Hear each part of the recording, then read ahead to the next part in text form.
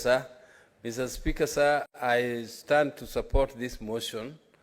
And Mr. Speaker, I support it because talking, dialogue is always the way to go.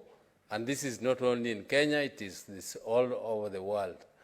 And Mr. Speaker, those who are saying that there has been negotiations every election in Kenya, maybe were born yesterday.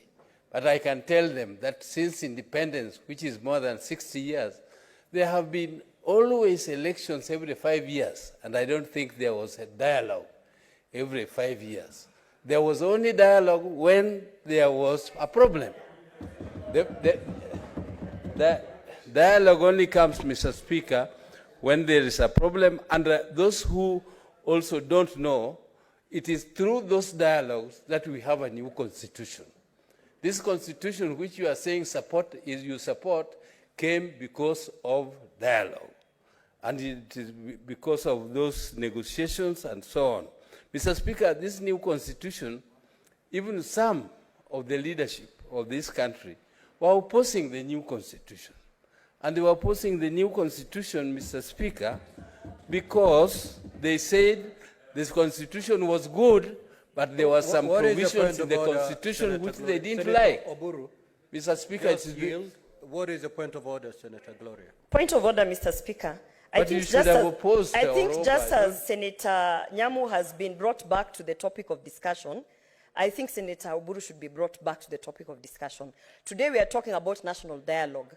And I think if he continues with that line of talking about some of us who were born yesterday, today, we know that he's the youth representative, but we also are not talking about who's the youth representative and who's older than who. Let him stick to the national dialogue conversation.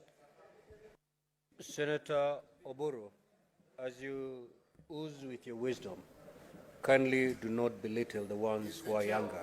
Kindly proceed to make Thank you, Mr. Speaker. Mr. Speaker, I'm just saying that there were people who opposed it because there were some few things which needed to be corrected, and this national dialogue is giving them an opportunity to correct what they did not want in this constitution.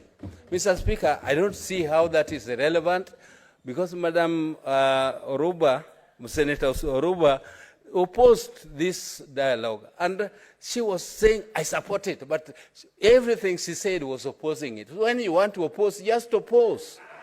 And when you want to support, just support. Yes, there's no shame in supporting or opposing.